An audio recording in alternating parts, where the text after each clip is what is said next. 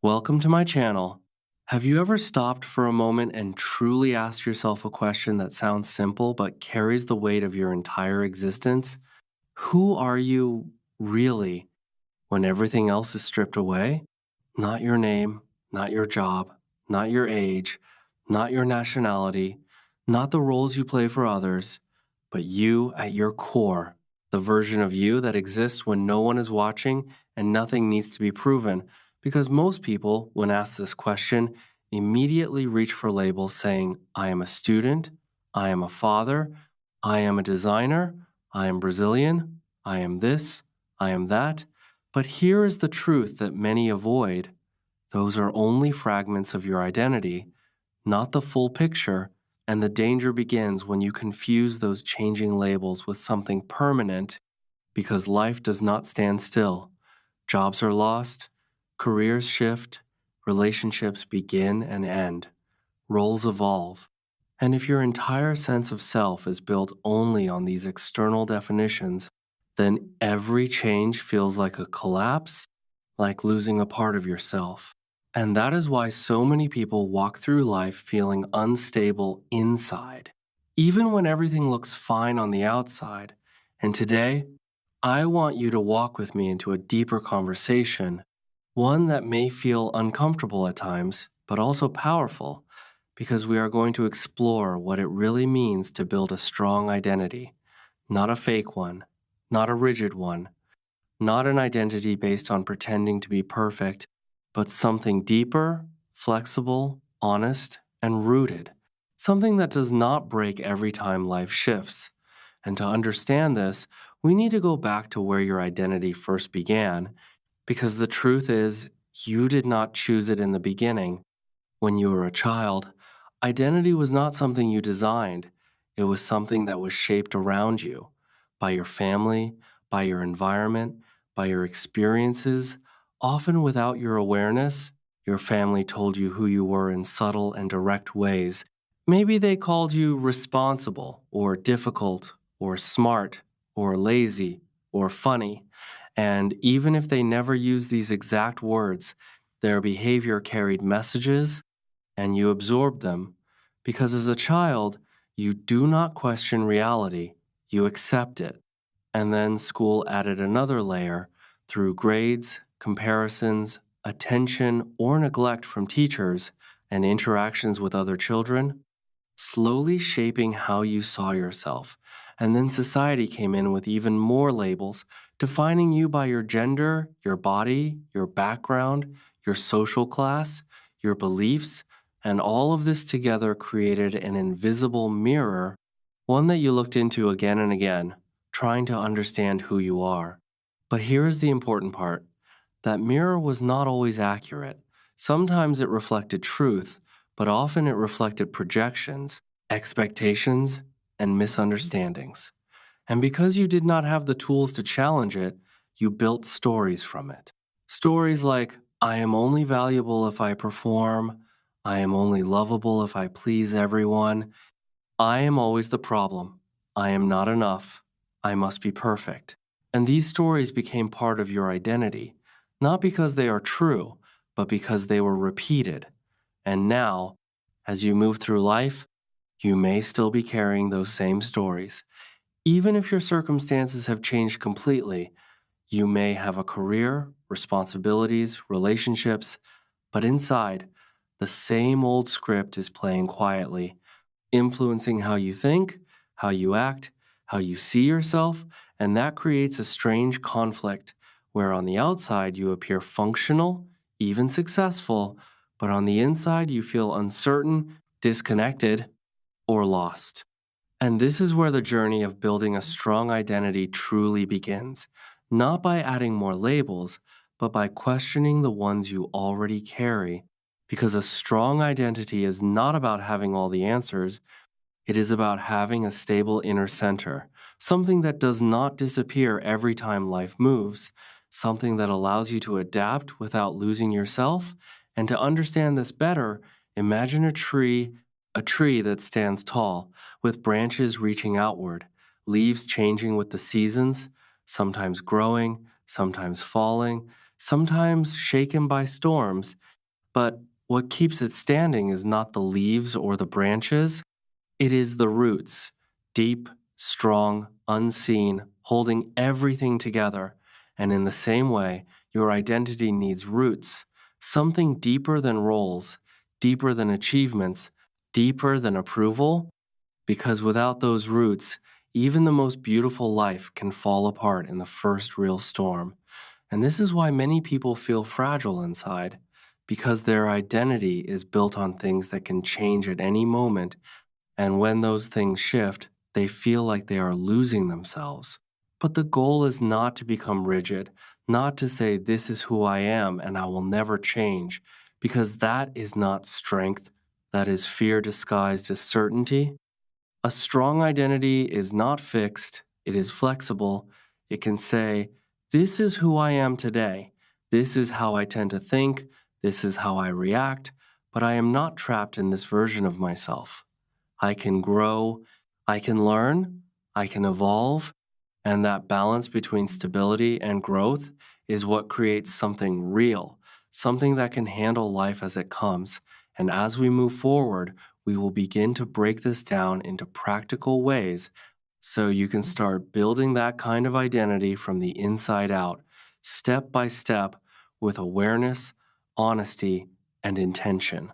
Now, as we move deeper into this journey, you might begin to realize something important, that building a strong identity is not about discovering a hidden, perfect version of yourself, but about consciously creating a grounded and honest relationship with who you are becoming. And this is where we introduce three powerful pillars that shape identity in a practical and lasting way: values, narratives, and habits. Because without structure, reflection can remain only a beautiful idea, and the first pillar is values, which are not just words you like or concepts that sound good, but principles that guide your behavior when it actually matters. Because anyone can say they value honesty, kindness, courage, or discipline. But the real question is, what do you choose when you are uncomfortable, when you are afraid, when you have something to lose? And this is why many people feel disconnected from themselves, because their stated values and their daily actions do not match. And over time, this creates inner conflict. So instead of trying to hold on to too many values at once, it becomes powerful to choose just a few, maybe three, that truly matter to you. Not what your parents expect, not what society praises, but what feels meaningful in your own life. And when you choose those values, they begin to act like a compass, helping you make decisions with more clarity. Because instead of asking what is easy or what will impress others, you start asking what aligns with who I want to be. And slowly, your behavior begins to reflect your inner priorities, and that is where identity starts to feel more solid. Now, the second pillar is narratives. These are the silent sentences that begin with, I am not enough, I am always failing, I am the one who fixes everything, I am difficult, I am forgettable. And these narratives are powerful because they shape how you interpret your experiences. If you believe you always fail, you will focus on your mistakes and ignore your progress. If you believe you must please everyone, you will abandon your own needs again and again. And the most important step here is awareness, bringing these stories into the light, writing them down, seeing them clearly. Because once you see them, you can question them. You can ask, where did this come from? Is this absolutely true? Or is this something I learned and repeated over time? And changing narratives does not mean jumping to unrealistic positivity. It means creating a more balanced and honest perspective, one that allows growth.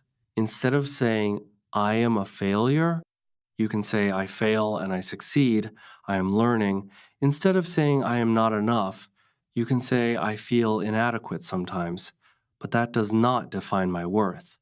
And these small shifts may seem simple, but they begin to change how you see yourself and how you move through the world.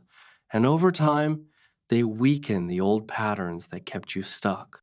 Now, the third pillar is habits, and this is where everything becomes real because you can think differently, you can reflect deeply.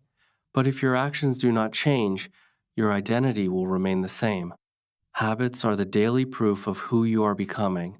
They are small, repeated behaviors that either strengthen or weaken your sense of self. And this is where many people struggle because they expect big transformations without consistent action. But identity is not built in one moment, it is built through repetition. Every time you act in alignment with your values, you are reinforcing a new version of yourself. And every time you ignore them, you are strengthening the old one. And it helps to think of this as a bank account of self trust. Each aligned action is a deposit, each broken promise is a withdrawal. And the goal is not perfection, but consistency over time. So instead of trying to change everything at once, you choose one small habit that reflects your values. Something simple but meaningful, like showing up on time, speaking honestly in one situation, taking care of your health in a small way, or doing something that requires a bit of courage. And as you repeat that action, you begin to send a message to yourself: this is who I am, not because I say it, but because I live it. And slowly, your identity becomes less about what you think and more about what you do. And this is where real confidence begins to grow, not from external validation, but from internal consistency. And as these three pillars start working together, your values guiding your direction, your narratives shaping your perception, and your habits reinforcing your behavior, something powerful begins to happen.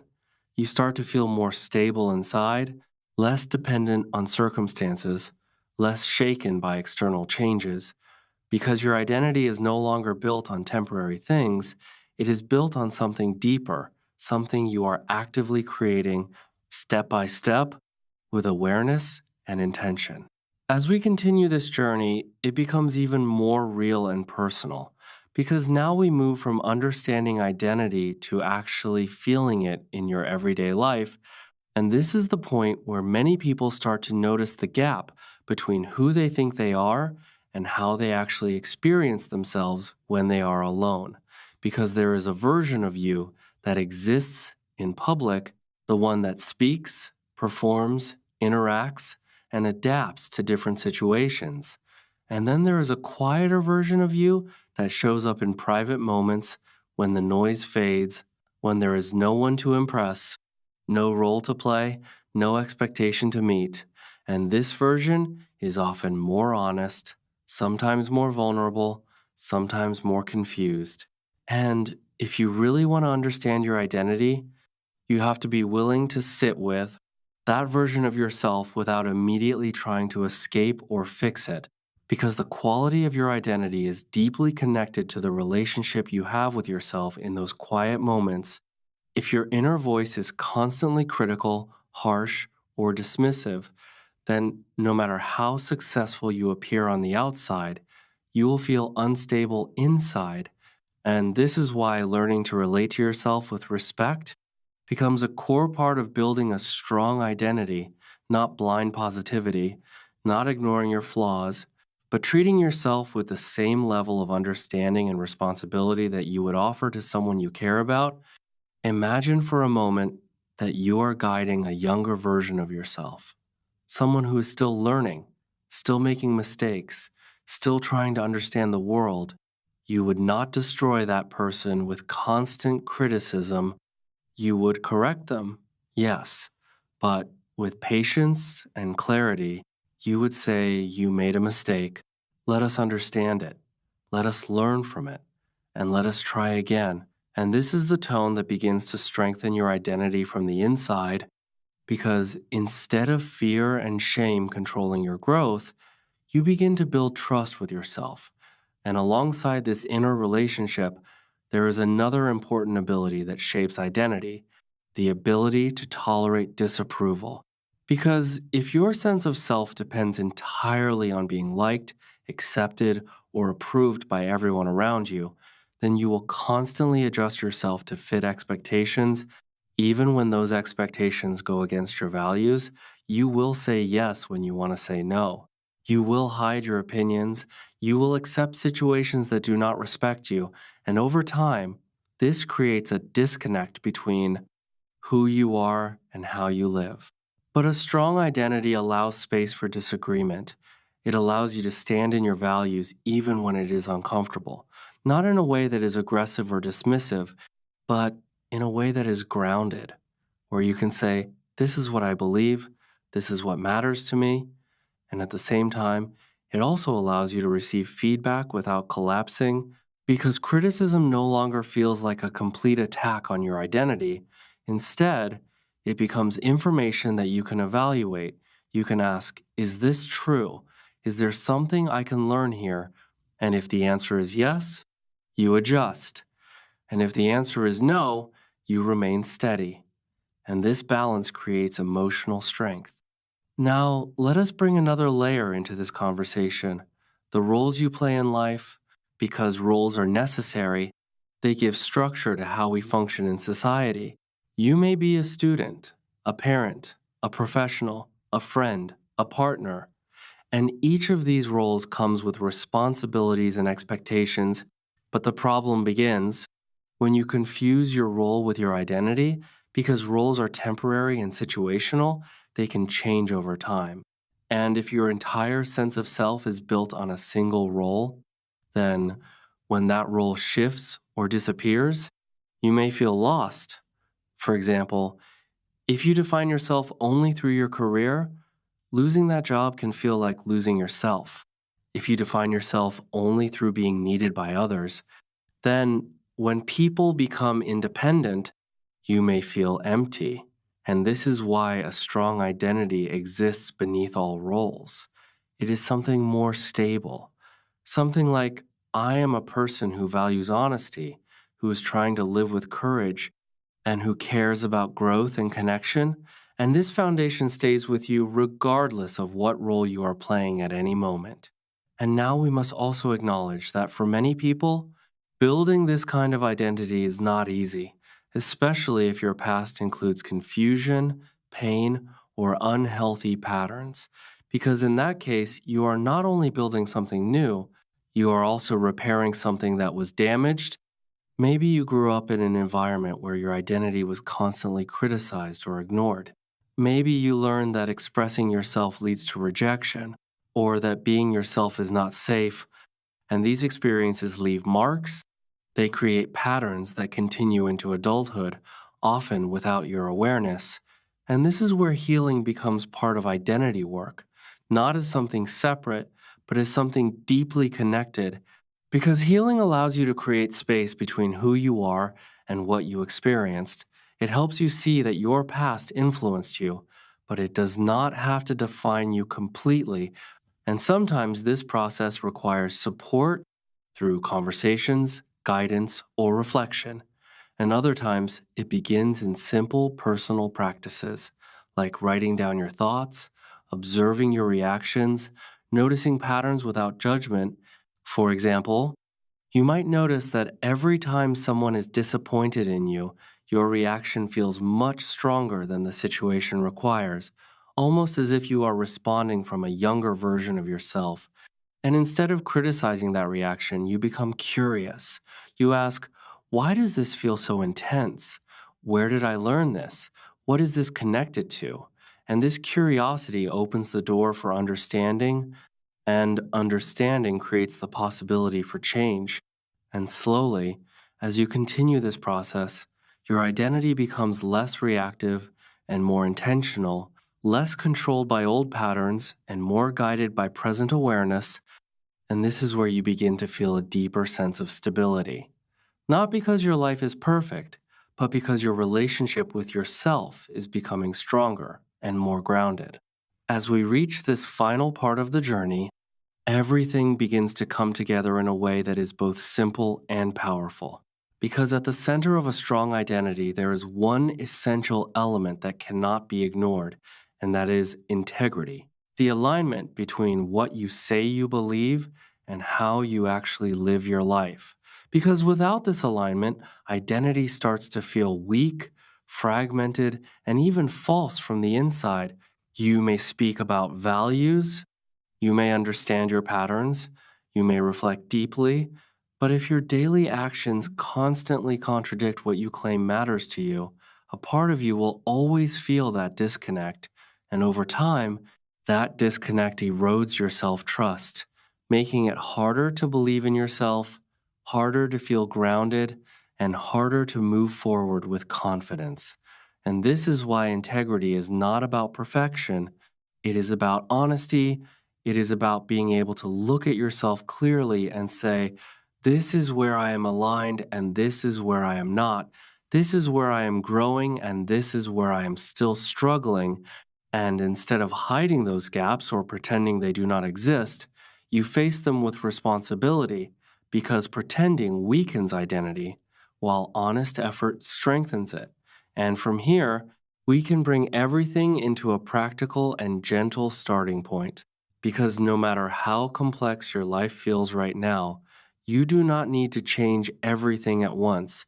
You only need to begin with small, intentional steps that move you in the direction of the person you want to become.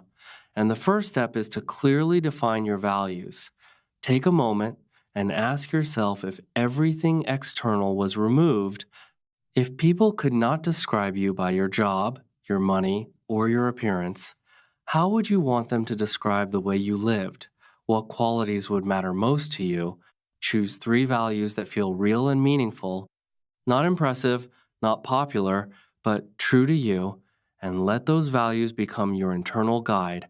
The second step is to bring awareness to your narrative. Identify one dominant negative story that you carry about yourself, something that quietly influences your decisions and your confidence. And once you see it, write a more balanced and compassionate version of that story. Not something unrealistic, but something that allows space for growth. Because your mind needs a bridge, not a sudden leap. And over time, this new narrative begins to shift how you see yourself and what you believe is possible. And the third step is to choose one small habit that reflects your values, something simple that you can repeat daily. Because identity is not built in big moments, it is built in small, consistent actions. Every time you follow through on that habit, you are sending a message to yourself, this is who I am becoming. And slowly, your actions begin to match your intentions, and your identity begins to feel more real, more stable, more yours. And as you continue this process, it is important to remember that you are not a finished product. You are not a fixed definition. You are a living process, constantly evolving, constantly learning, constantly adapting. And this means that your identity is not something you find once and hold forever. It is something you shape again and again through your choices, your awareness, and your actions. You carry your past. Yes, your experiences, your wounds, your mistakes, but you also carry something equally powerful, the ability to choose how you respond, the ability to question old patterns, the ability to grow beyond what you once believed was possible. And this is where real strength comes from, not from being perfect, not from having everything figured out, but from being real, from being honest with yourself, from showing up consistently in alignment with what matters to you. And when you reach that place, even partially, something shifts inside you. You begin to feel more grounded, more stable, less dependent on external validation, because your sense of self is no longer built on things that can easily change. It is built on something deeper, something that grows stronger over time. And this does not mean life becomes easy. Challenges will still come, people will still leave, roles will still change, and there will still be moments of doubt. But the difference is that you will not lose yourself in those moments. You will bend, you will feel, you will adapt, but you will not disappear. Because your roots are stronger, your center is clearer, and your relationship with yourself is more solid. And that is what it truly means to build a strong identity, not to become someone flawless, but to become someone you can respect, someone who knows what they stand for, someone who can face life with honesty and courage. And as you move forward from here, remember that this is not about rushing. It is not about transforming overnight. It is about small, consistent steps taken with awareness and intention. Because every choice you make is shaping the person you are becoming. Every action is reinforcing your identity, and every moment is an opportunity to begin again. So, no matter where you are right now, no matter how lost or uncertain you may feel, you are not stuck. You are in process, and that process, if you stay with it, can lead you to a version of yourself that feels real, grounded, and strong from the inside out.